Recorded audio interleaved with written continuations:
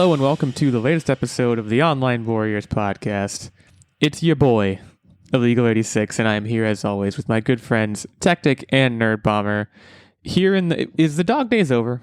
When are the dog days? I feel like the dog days never got Yeah. here. Like they never arrived. We just went straight into fall. But they're actual days, aren't they? I think there's actually a section of the calendar that are the dog days. Yeah, there is. If you Google it, which this is maybe I'm educating people. The dog days ended on August 11th. It goes from Wednesday, July 3rd to Sunday, August 11th. I don't know what determines that. I guess it looks like it has something to do with astronomy, which I again did not know. So the dog days are over, but what I was trying to say is that August is about to end. So I don't know. Talk to your loved ones, make a plan. September is coming. Wake me up when Labor Day's September coming. ends. You're gonna have to make a plan for if you have little ones, they're about to go back to school. So I don't know. I guess get that all sorted out. Do your back to school shopping. Actually, I think a lot of people like in the Midwest and stuff, like not in our neck of the woods, but like it seems like in certain places school starts at different times. So like by the time this episode airs, a lot of kids are already going to be back at school. So it's a sad day for them. I think college is all in full swing. Colleges are all starting up. None of this applies to us, thankfully, but we did. I mean, we went to college and we went to school, but that's over for us. Now we're just working stiffs. So anyways, do your back to school shopping. I used to love back to school shopping when I was a kid. This is an unpopular opinion. This might be a hot take, but when I was a kid, and first of all, what an idiot. Like when I was a kid, by the end of summer, I was like, I am ready and excited to go back to school.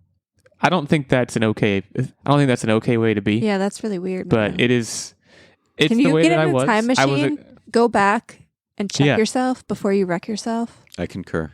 Also, as far as back to school shopping goes, I hated the shopping, but I really enjoyed the fashion show. Like, you know what I'm talking about? Yeah, Like, you to the enjoyed point having this stuff. where when Nerdbomber buys all of my clothing, this coming from a full-grown adult, she buys my clothing.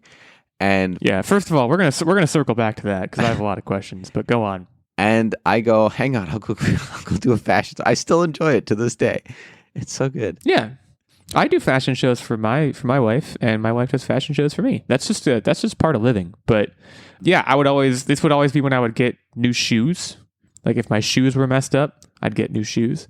Even just like having all the new binders and writing the labels for like which one is for which subject. It just the whole process really soothed me in a way that I'm not sure anything in adult life does. And again, I know that's messed up. But circling back for a second, Techtic, is that actually a fact? Because like my wife, she can't buy me clothes. I'm too specific and particular about the clothes that I wear. So whenever she tries, it doesn't go well. He won't buy himself clothes. So then he's walking around with like stuff with holes in them, or like his jeans have a very vibrant imprint of his phone, or he's wearing clothes that he shrunk like 3 years ago and he still is continuing to wear my little them. crop tops. So yeah, I mean, this is gonna sound bad. I want to encourage him to buy his own clothes, but if I have like Old Navy Super Cash or Kohl's Cash or something, I will habitually throw new things for him into the rotation. I just got a great striped sweater.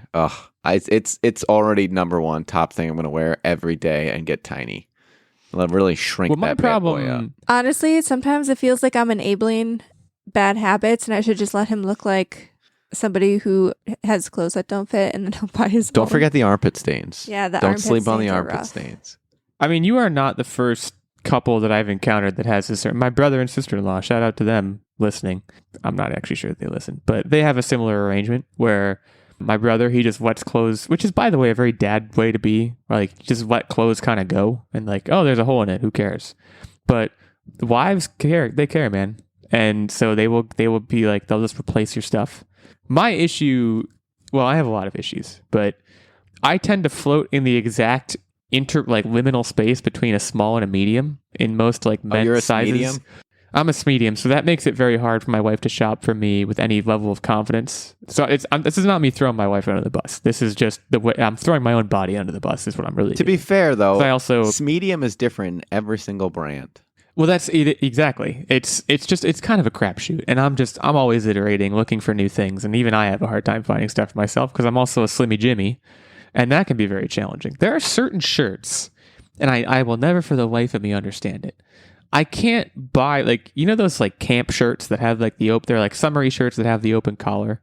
I guess someone somewhere along the way decided thou shalt not make camp shirts that are slim fit. So when I wear one, I look like I'm wearing a circus tent, and that's not the way I like to live my life. So I just can't have those shirts.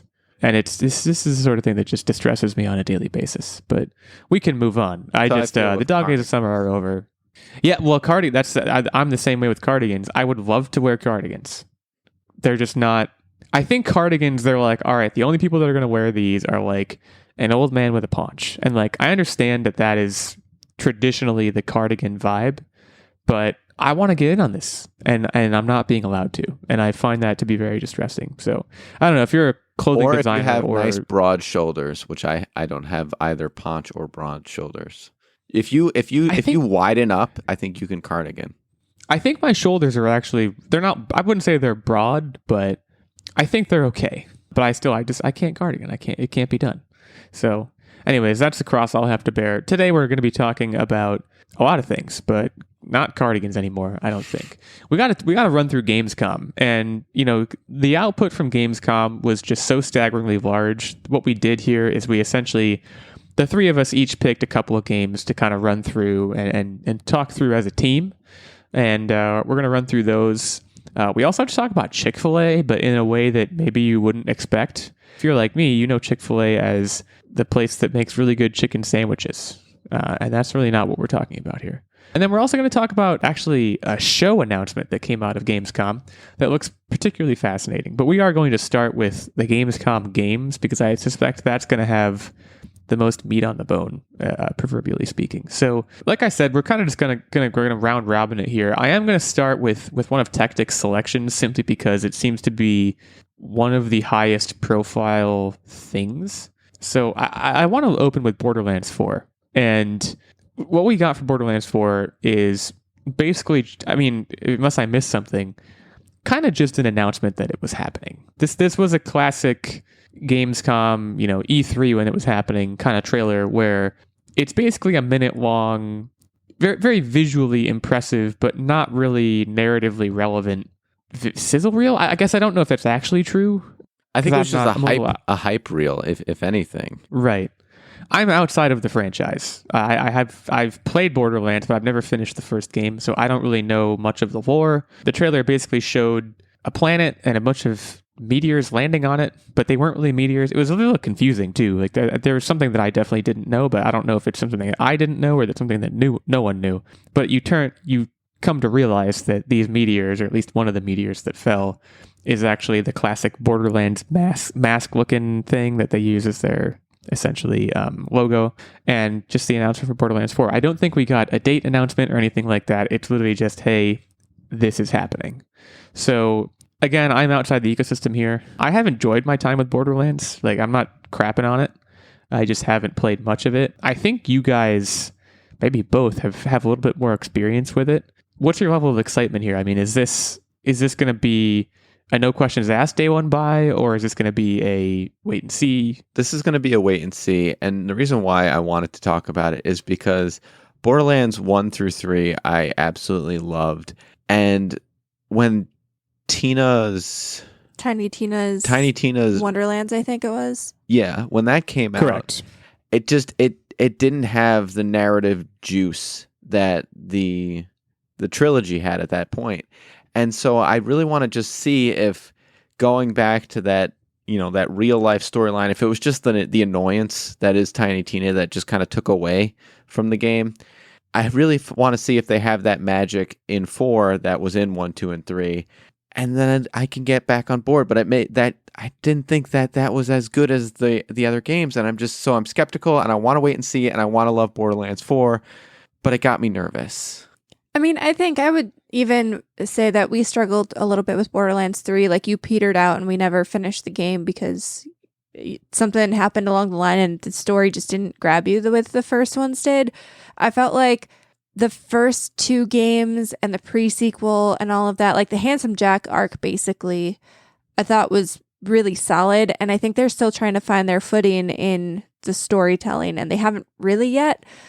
I think also the timing of this, I feel like they probably maybe rushed this out the door simply because they wanted to make people forget about how bad the Borderlands movie has been getting received. Yeah, absolutely tanked. Yeah. Yeah, I haven't seen it, but I've seen reviews of it and it's not looking super pretty. And so I wonder if this was just kind of like a quick get a little sizzle reel thing together to announce this because we need to kind of direct attention away from how badly the movie flopped. Yeah, so I wonder how far away this actually is. Am I the problem? Or do you agree that the story did peter out? A little column A, a little column B. I think we used to play in a manner where we would split the amount of loot, and somewhere along, I think it was Borderlands 3, we actually started playing where then we both got the same amount of loot, because when you play like co-op or split screen, it gives you the option. If it can either be like one bank of loot and you have to decide who gets what, or you each get all of the loot. And so I feel like it used to be less overwhelming. And I think we spent a lot of time in menus trying to like sort through loot, because then we stopped splitting it and we just had like our own individual, all of the loot. And I think it was just a little overwhelming. And I think it kind of killed some of the play flow, because after everything that we would do, then we would stop and would go through the menu and we try to figure out if we got a better gun, get rid of the guns, et cetera, et cetera. So I think it's a little column A, like it's our fault that the play didn't flow well, because we carried that through to Tiny Tina as well. But I also think the story kind of dropped off a little bit. It's actually interesting. I would think that splitting the loot would be a more mentally intensive process, but you're just saying from a menu traversal standpoint, you're both given more to do. Right. When you split the loot, it's like, okay, well, you are a sniper and I'm more run and gun. So every time there's like a really good sniper rifle, you can take it and I don't have to sort through then and try to figure out what I want to keep and how I want to manage my inventory, because I just don't have that in my bag. And a lot of, usually like when you open crates and stuff in Borderlands, you have like one premium weapon and then the rest of the shit you can just scrap right away. Like it's stuff you're not going to use.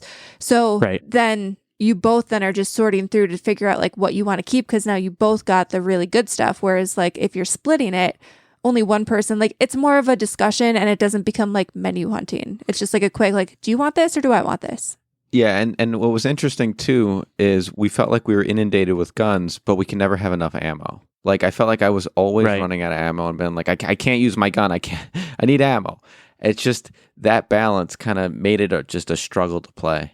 When I first played Borderlands, and not the past couple times I played it, because I have played the first one a few times and I've just never finished it. I just kind of do it because I'm in the mood for the experience. But the first time I played, I did play co-op, and I do remember, you're right, Nerdbomber, that like the division of loot is like pretty self-explanatory, because you're immediately sorting yourself into basically classes, and the classes have specific things that you're always looking for. So it's fairly straightforward. What I will say about Borderlands, again, in my limited experience, thinking about the narrative, I mean, it's never a game that I think about, and I don't think about the story at all. And like, that's not for lack of getting, like I got pretty deep into the first game, I think.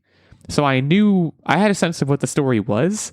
It just always felt very secondary. I mean, to me, Borderlands is just a looting experience. That's all it really is. The story was good. I just don't. I don't know that. Like, I don't feel like that's what the franchise is really known for. Again, I'm not an authority, so I could just be completely wrong. But I also think that's potentially why the movie failed so hard. One of the main comments was that they didn't have Handsome Jack. And Handsome Jack was such an iconic villain. And to just not have him at all was just a wild choice. And it's probably because they were trying to set up for the franchiseification of Borderlands. But like, they had gold with that villain. They had absolute gold. And they just said, no, we care more about milking this cow for the next 18 years. And that's sometimes the wrong choice. Lionsgate is currently in a state of complete financial meltdown, because Borderlands obviously tanked very hard, and they just put out the remake of The Crow, and I guess that also has tanked equally hard. So they're in bad shape. I did think this trailer was interesting, and again, considering the nature of what they were trying to do, which is basically just build hype in some way, I felt like it was taking itself, again, my view of Borderlands is a looter that is, it has a story, yes, but it's generally very irreverent, and it has a specific sense of humor. And it's very hard to convey that sort of thing in a trailer like this. So this trailer felt like it took itself really seriously when that didn't make as much sense. But again, maybe I'm just being too hard on this. This trailer had an impossible job, I think. And I agree, Nerdbomber, I think they may have just rushed this out the door considering the circumstances. But in any case, Borderlands 4 is happening. So if you're a fan of the franchise, get hyped. Now, kind of transitioning, and we're just going to we're going to pick a few here.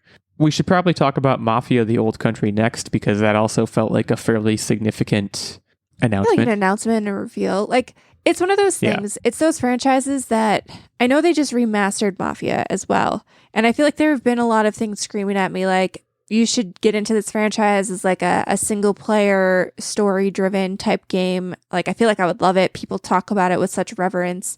And I've never really gotten a chance to get into it. And I feel like this, because I don't know the story, this is a prequel. And not only is it a prequel, but it's also kicking you back to like early Italy and the early Mafia, I'm assuming. And like, that just seems like a really cool setting and a really cool, like, just avenue for storytelling. So this might get me into the franchise that I've sort of been looking on the outside of, sort of interested in, but not quite ready to make the jump. This could be something that makes me make the jump. Yeah, I mean, I definitely have some interest in, aside from a brief interlude during The Godfather that takes place in Italy, like, the Mafia is a definitively Italian institution, but it's also, at least as far as media is concerned, a definitively Italian-American institution that's always in the US of A.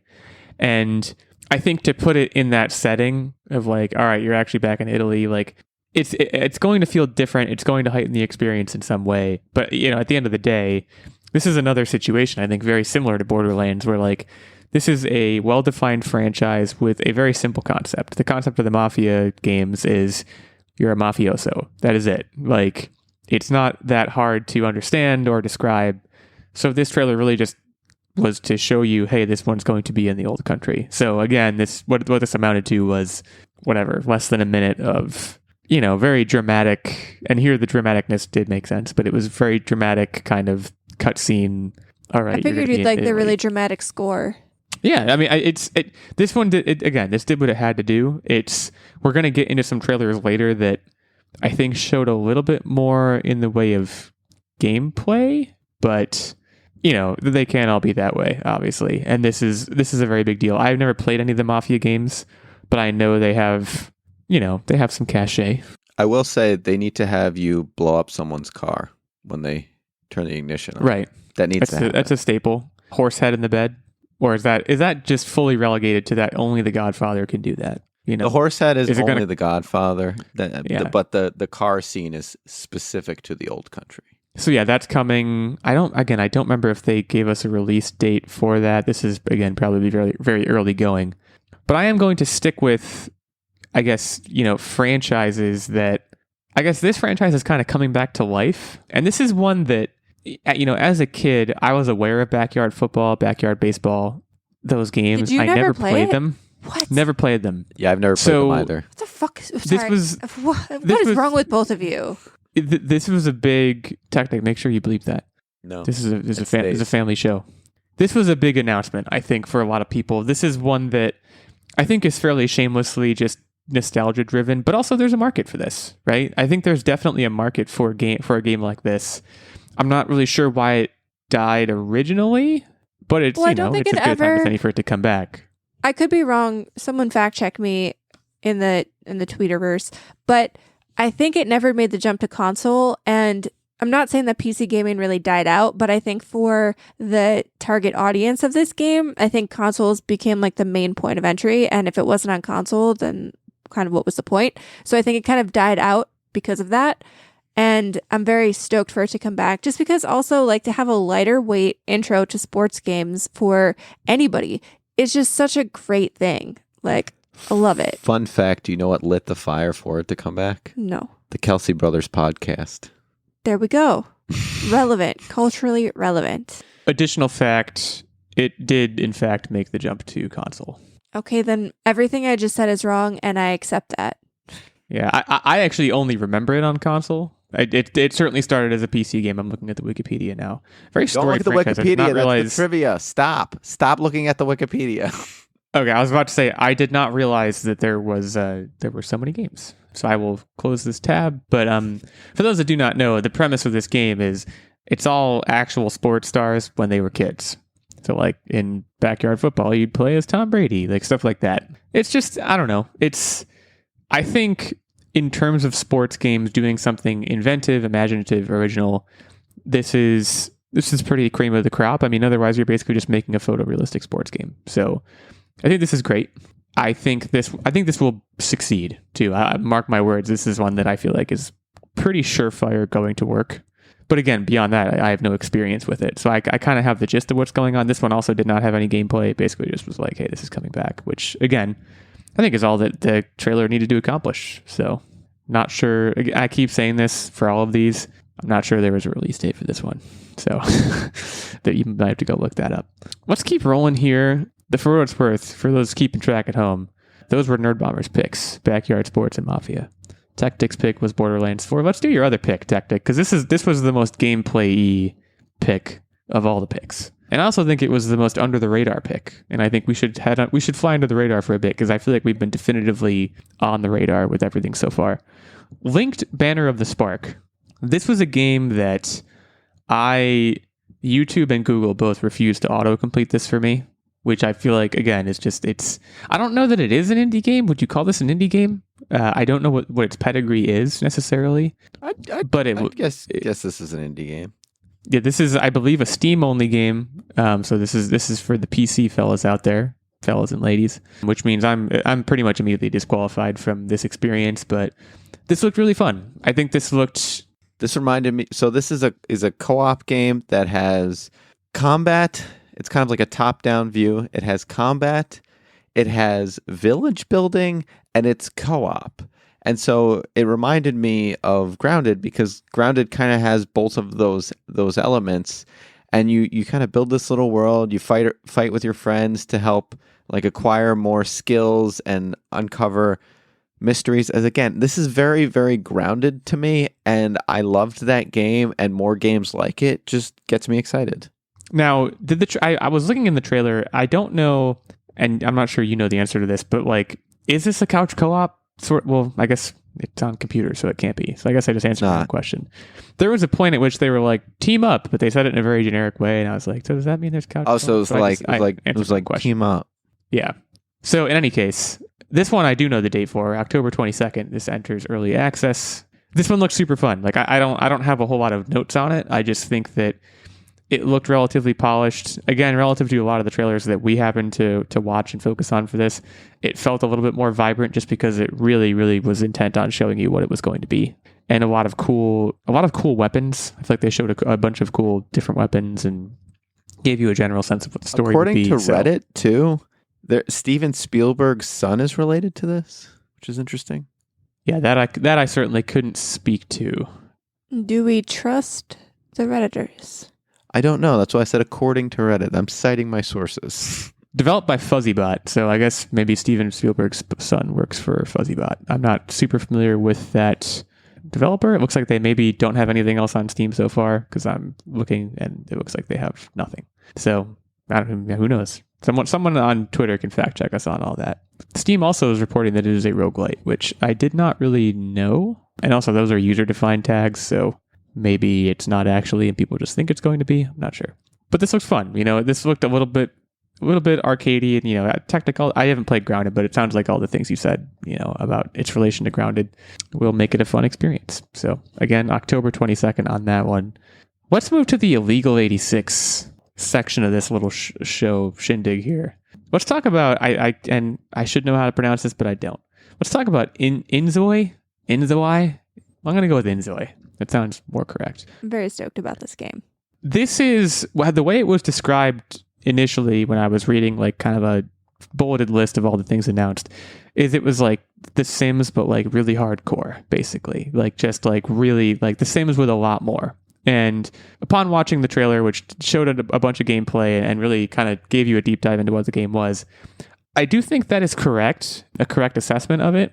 But I definitely have some gripes. So this is intended to be interesting.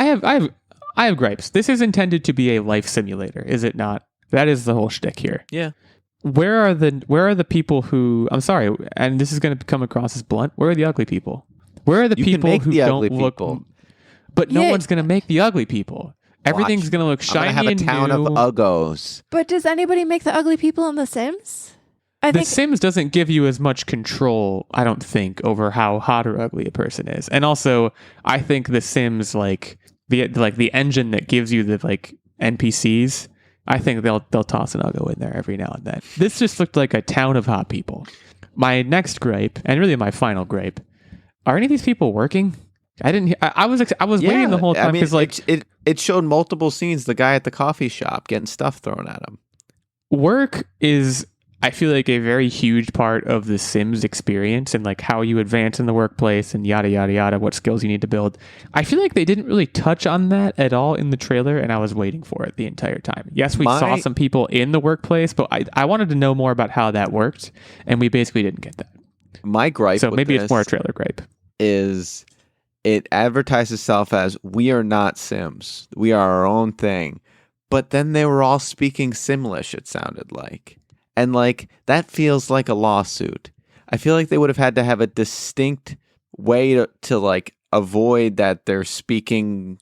I mean, I doubt it was actually Simlish. Simlish is a real language. Like it's actually like fully fleshed out. But like that's an iconic thing about The Sims is they have this yabada yabadoo language, and it sounded the same. And I don't mean to sound like that. I'm saying all you Simlish sound the same. It's not how I'm. It's not what I'm saying. But like this feels like a Pokemon. Pal World. Yeah, this feels like a with Pokemon Pal World situation where they're just blatantly building off The Sims and then adding a bunch of features to it. It looks good, but it looks like a ripoff. Also, that said, the character customization is fucking pretty intense. Awesome. It is pretty intense. It is awesome. I am convinced that someone could make a career off of making characters for people in like with this game. Like imagine you wanted a character to look just like you, but you just didn't feel like you had the like skills.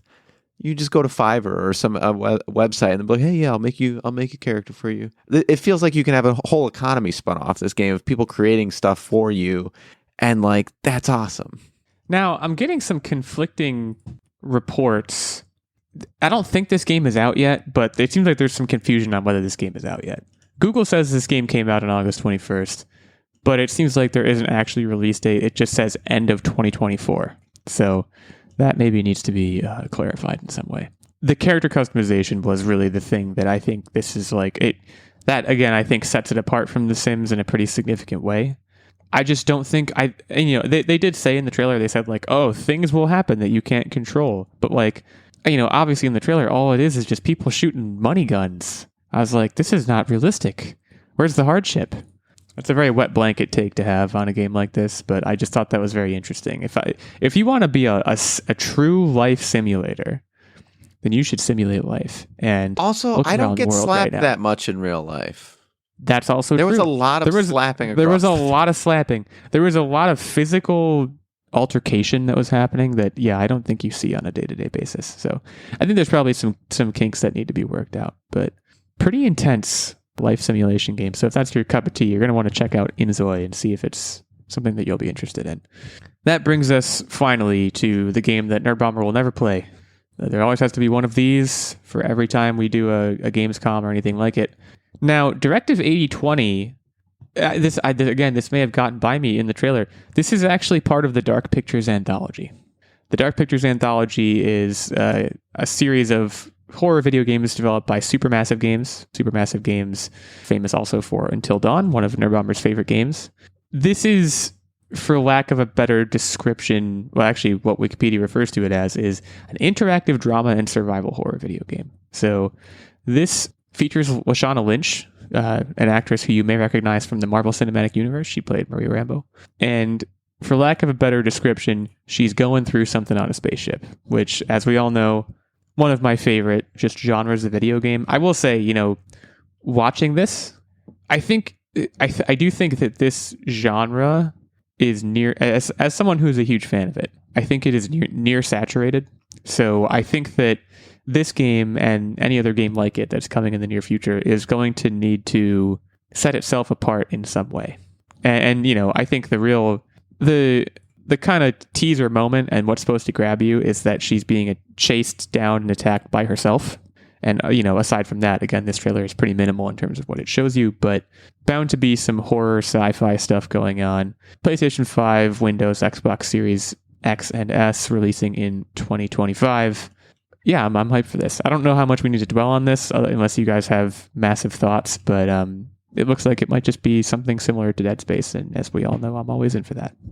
That was my notes, is just Dead Space-like. Right.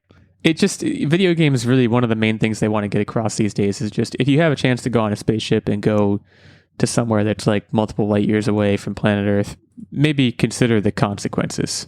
This game is just the latest in said line of games.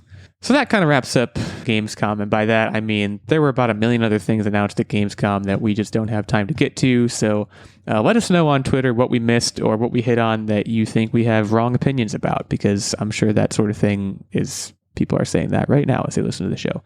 So we have @OnlineWarriors1, that's our main show account. We have @OW-Illeagle86, that's me, @OW Nerdbomber, which is, of course, Nerdbomber, and @OW Techtic, which is my guy Techtic over there. Hit us up on Twitter. Let's have a conversation about Gamescom and anything else that we are set to talk about on the show today. We're going to take a quick break now before coming back to talk about one of the other Gamescom announcements, Secret Level, as well as Chick-Fil-A. But before we do that, I would be remiss if I did not shout out our fantastic Patreon producer, Mr. Stephen Keller. Stephen has been supporting the show for quite a while now at the highest of our 3 Patreon levels of support, which is the night level. As a result of his support and his keeping these microphones on, he gets a producer shout out every episode. He gets input into the weekly game segment. He, of course, gets access to the monthly secret segment and vlog, and he gets the occasional guest spot on the show. There is also a Squire level of support, which is just one below the night level, gets you access to the monthly secret segment and vlog, and a page level, which gets you access to the monthly secret segment. So you can head over to patreon.com/onlinewarriorspodcast, get all the details there on any and all of those levels of support. Say hi to us, say hi to Steven. Consider giving back to this show that you're listening to right now, and hopefully are enjoying. So again, that's patreon.com/onlinewarriorspodcast. Thanks again to Steven. We'll be right back to talk about Secret Level and Chick-Fil-A.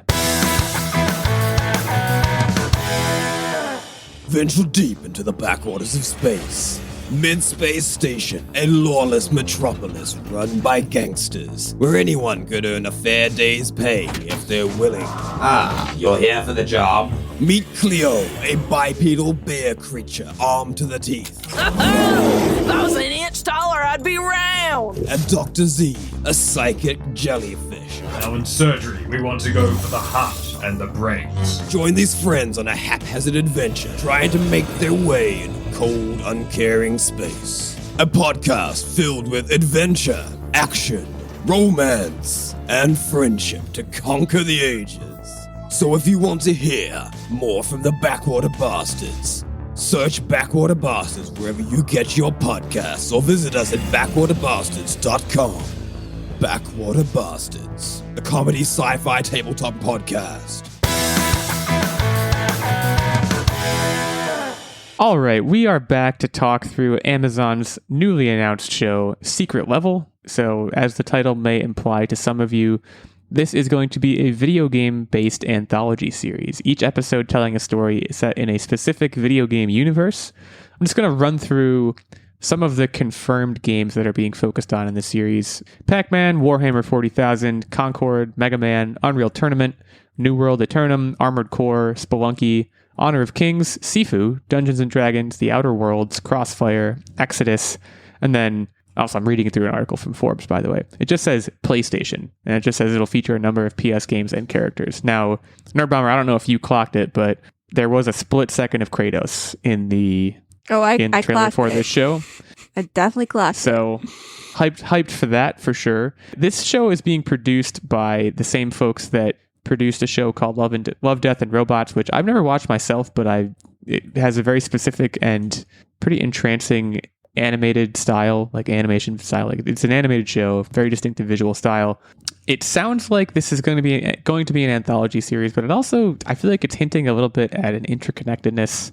This is a very brilliant idea, and, obviously it's going to pick up a lot of people as potential fans immediately, because not only is it focusing on a lot of video games, but it seems like the titles being focused on span a very large amount of time. I mean, Sifu, did that game not like just come out? I mean, it's been in the last few years. Yeah. When you compare that to something like Pac-Man. Or Unreal Tournament, like Pac-Man is like, I feel like the pinnacle of retro games. You know what I mean? Like that came out so long ago, and it's one of the like foundational games of video games that, right. I also wonder, like, what are they going to do with the Pac-Man story? Like, are they going to go like full CGI Pac-Man? Like, do you remember, was it a TV show that they tried to do where they like gave them legs, like Pac-Man and Miss Pac-Man? They gave them legs. They had them walking around. Like, do you think it's going to be like that? We talked about this in a trivia in one episode, I believe. I believe there was a TV show that did not do super well. That was basically the gist of it. Techtic asked off the air, how is it taking so long for this to happen, this sort of show? I would bet anything the answer is that licensing all of these characters costs a very high amount of money. But, who better to spend a very high amount of money on something than Jeff Bezos, right? There are probably a lot of studios that couldn't do this if they tried, just because they don't have the capital for it. These game studios and some of these franchises, I feel like they'd probably love to have something like this done because it's more exposure. Think about the number of people who might watch these or stumble upon this show and think they're watching an episode of something and then realize, oh, hey, this is a video game I can go play.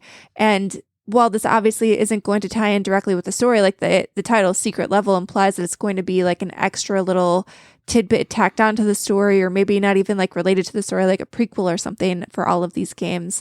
Like, I feel like it could draw a lot of people in, similarly to the way that The Last of Us, I mean, we saw how many people watched that show almost unaware that that was a video game and kind of got sucked into it and started, looking into playing the game. Like, I feel like this could do that. Well, and there are franchises here, certainly The Outer Worlds being one example, where The Outer Worlds is probably going to have another game. So, like I do agree with you. I still think it probably costs them money to license a lot of these characters. But if the game companies are smart, yeah, they see this for what it is, which is valuable exposure. People might watch this show and go play The Outer Worlds and go play the sequel when it comes out. Even like, are Mega Man games still coming out? I actually don't know. But like, a lot of these are franchises that are going to be churning out new games, and any amount of exposure, especially with people who maybe are into watching TV but are not yet as into playing video games, maybe this will turn people onto it. It's a very interesting concept.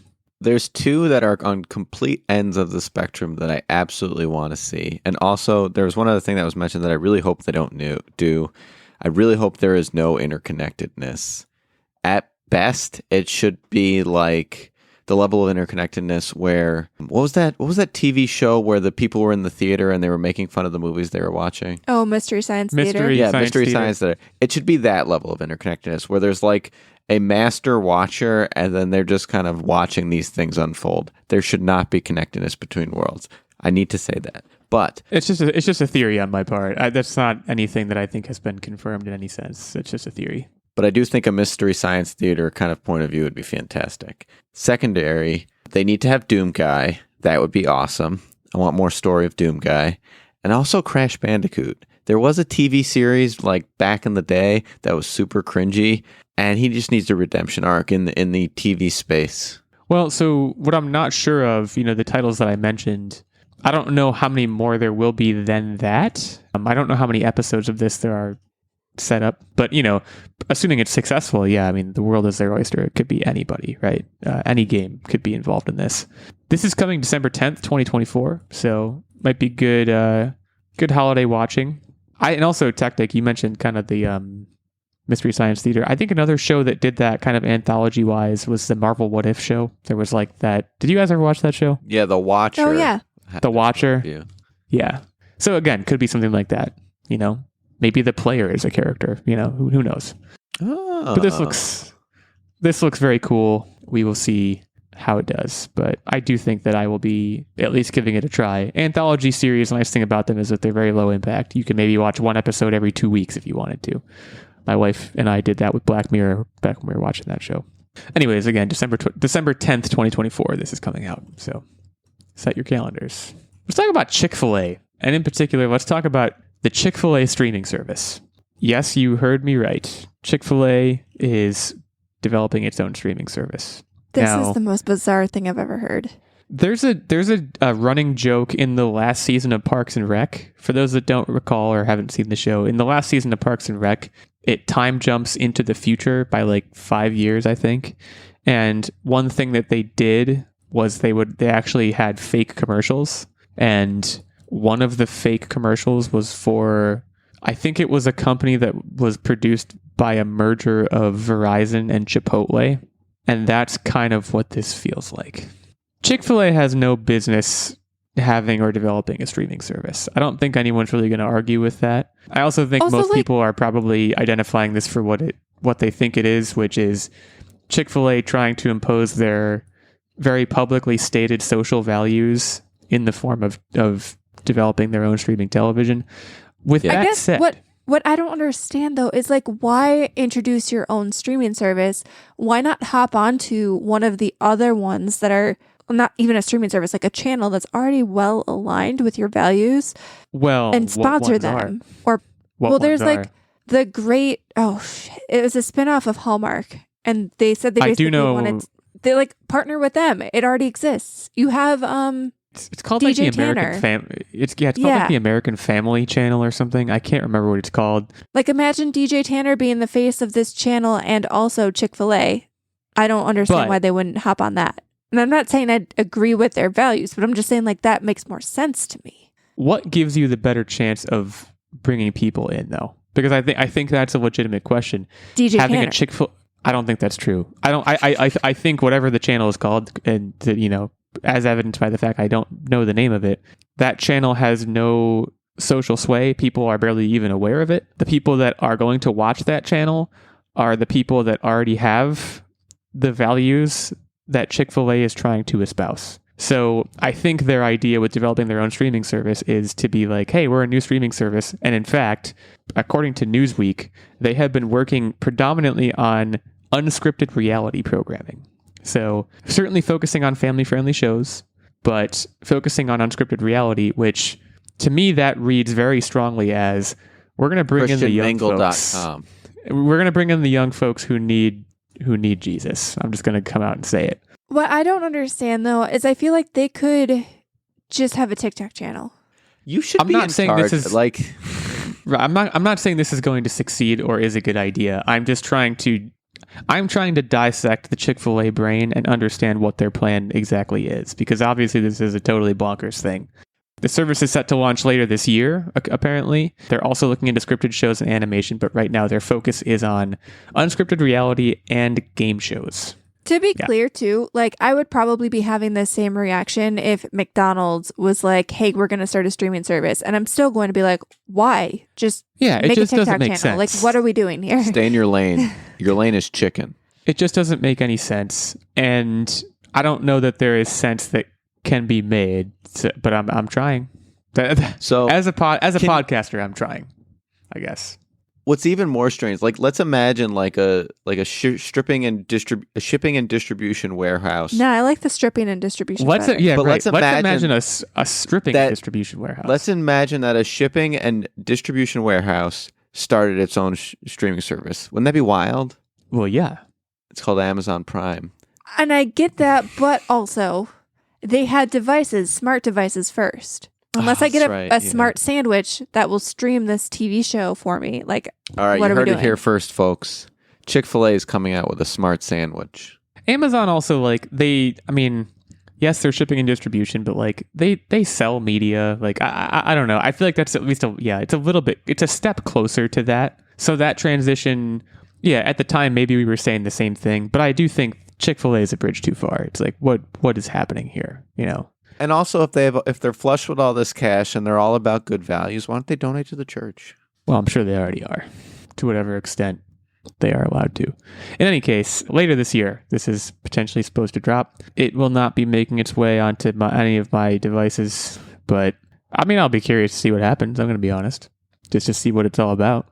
It's hard to imagine it gaining traction, and for right now, it's just a very interesting piece of news. So we wanted to pass that along. It's time now to talk about what we've been up to in our classic every show segment. What are you up to Wednesday? This is the part of the show where we talk about what we've been up to. And I think I'm going to go first this week because I have not been up to very much. I really just want to hop up on my little tiny soapbox here and just say that God of War Ragnarok is really good. I've put in about almost 5 hours, and it's kind of, I think now that I have my feet more fully in it, I think last time I said on the show I was playing it, I had like just started it. It does exactly what I wanted it to do in the sense that at Nerdbomber, you can corroborate this, I think. It's the same thing. Like, it's the same thing. It's just a little bit different and has a little bit of zhuzh in the right spots. That's kind of so far at least, that is what my experience has been. Well, I'm going around, I'm doing favors, I'm doing labors, I'm doing quests. Like, it is an evolution of the form, but in a very minimal way that still manages to be satisfying. It also shows how a really good story can carry an old game mechanic.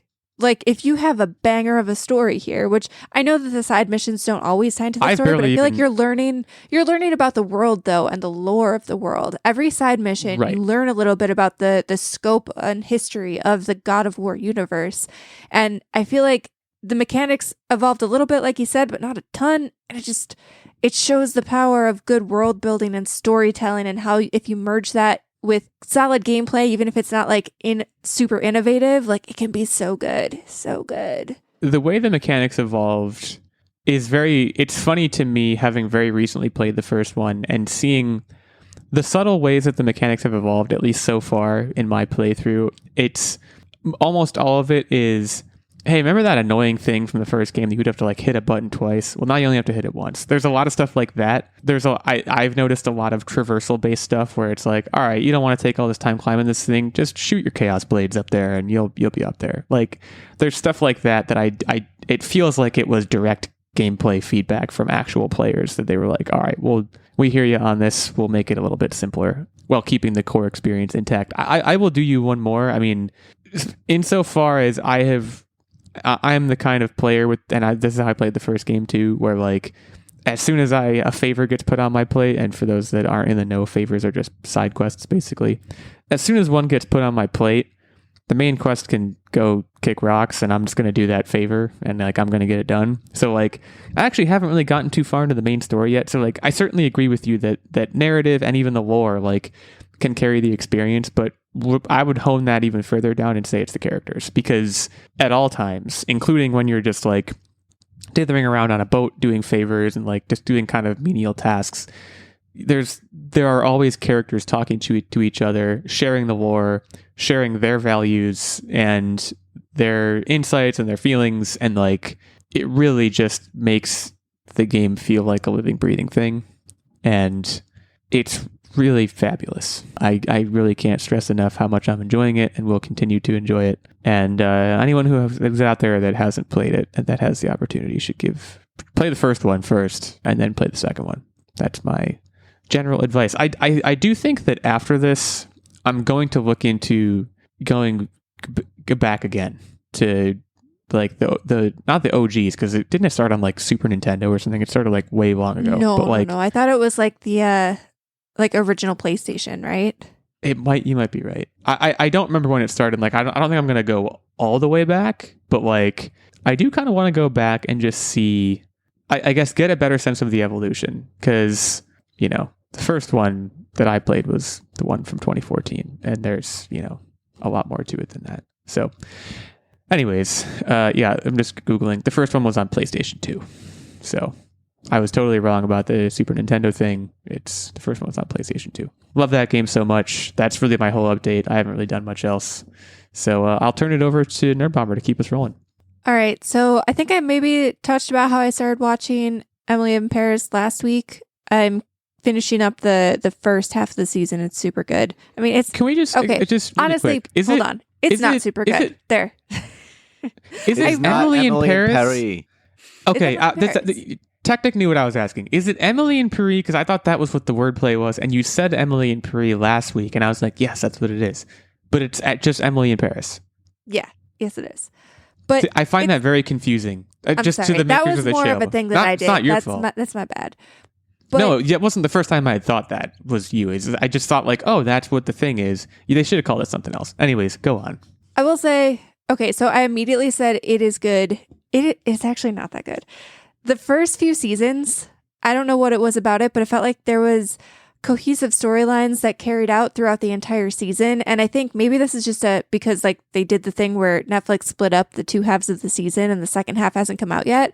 But it feels like instead of having one cohesive story arc, they're like, we're going to introduce something, we're going to jump around to something else, we're going to have it resolved by the next episode. And everything just feels like it's happening super quickly. And even some things are being resolved within the same episode. And like, I'm not saying you can't have a B storyline that gets resolved quickly, but like these are like A-level storylines that are just like, bam, okay, we resolved that, time to move on. And it just, something feels off, and I can't put my finger on it because I just said what it was, but like it just feels a little bit off. And the same showrunner, Darren Star, I want to say he did Sex and the City, but correct me if I'm wrong there, but he also did a show that I used to like called Younger, which was it ping-ponged a little bit. I think it started on MTV and then went to like TV Land or something. The Lizzie McGuire show. Right. And the same sort of thing started happening in that show too after the first few seasons. I don't know if it's just like he gets dizzy with success and he's like, let me see how many storylines I can pack into the season. But it just doesn't feel as like real, like these shows. And I'm not saying that like Emily in Paris ever felt like a real thing, but it felt a little bit more relatable, I guess. Like these are obviously very fantastical settings, but like the people felt a little more grounded or something like that. And something about everything just happening at like a light speed pace in latter seasons of Darren Star shows is like a little disorienting. Younger had the ability to captivate me. And this show, the most ridiculous things I'll look at, because I'm usually playing the Switch, the most ridiculous things I'll look up and I'll be like, that's really dumb. There's no way that would ever happen. Like, I agree. Like, just from my tertiary look, this is not it. I agree. And the first two seasons were very good, or I wouldn't be watching it now. So it's a little confusing, but this is always how Darren Star shows tend to go, which is a little sad. I think they also get a little like budget heavy because the show is successful. And then they're like, shit, we have this big budget. Let's do fantastical set pieces, but now we have to cram a bunch of them into all of these episodes to like really get bang for the buck. And it's just like, well, did you need to though? Did you need just to? in the interest of color commentary? Yes, he did do Sex and the City. He also did Younger. He did Melrose Place and Beverly Hills 90210. Yeah. Anyways, that's that. Still continuing to play NHL. I think they just announced NHL 25 is coming out soon, so I think it's probably the end of my life cycle with NHL 24. I know I picked it up like a month ago, but yeah, I'm still just kind of puttering around in that, and all of my summer hobbies are kind of coming to a close as well. I feel like I've kind of not closed the chapter on reading, pun intended, but just like kind of putting a pin in that and leaning back now into like what video games do I want to pick up for the fall. And then my gardening adventures have become done. So I'm kind of doing the same thing reading wise. Like I'm still reading 7.5 Deaths of Evelyn Hardcastle, but my pace has slowed considerably. And I don't know, maybe it's just something in the air, in the approaching fall air, but I know how you feel. So that's it for me. Techtic, that brings us to you. So really the main thing is still playing Tears of the Kingdom. It's basically Breath of the Wild with just a little more zhuzh. Steven can attest to that. And it's a good time, but boy, do I hate seeing like TikToks from Tears of the Kingdom because they're still coming through. Because it makes me feel so stupid. The stuff that people figure out and create in this game.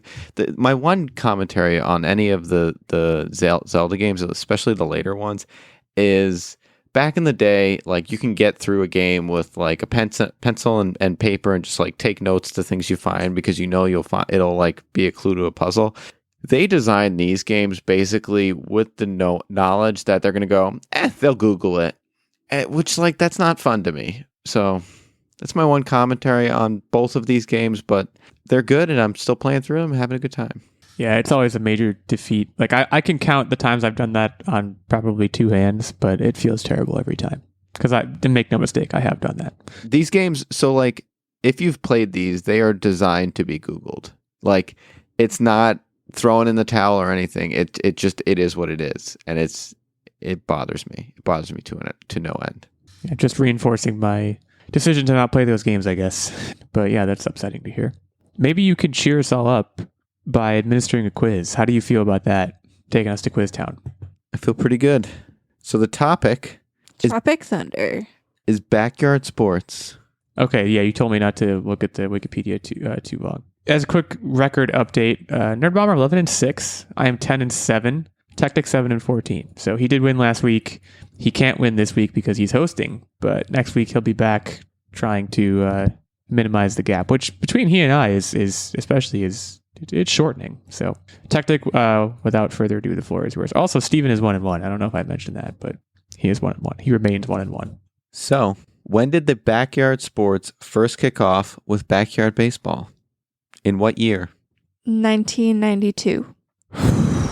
I'm trying to think about if these games were on something were these games on the N64? I guess Nerdbomber didn't even think that they were console games. So I'm gonna take a risk, and I'm gonna use my +1 immediately. I'm gonna say 1993. So Illeagle gets this one. The series began in late 1997 with the backyard baseball game. That is later than I expected, but I'll take the point. All right.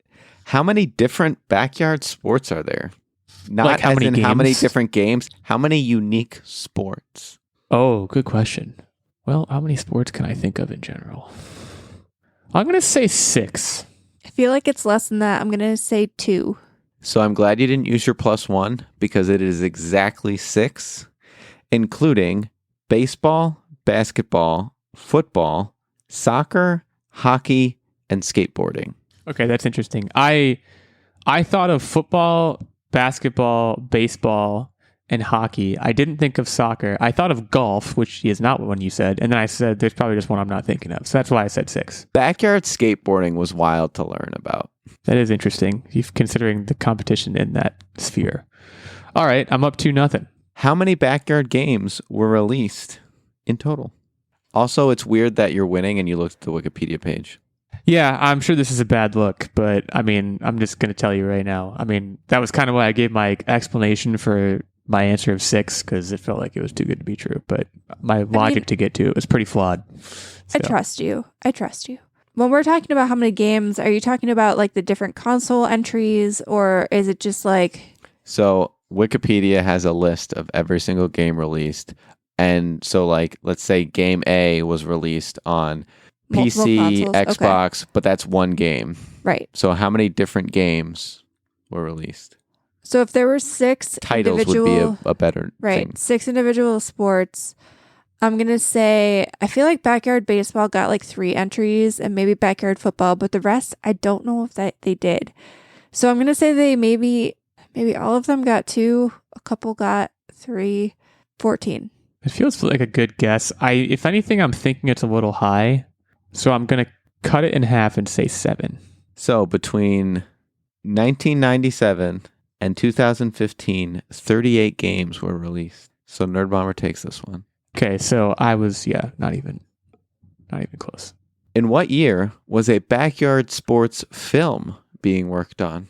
Boy, it sounds like it was never completed, which I feel like is a hint. The last game, based on what he just said, was in 2015. So when would it have peaked in 2010? 2010. 2011. I'll use my +1 now. This is getting hot. So Nerdbomber takes this one.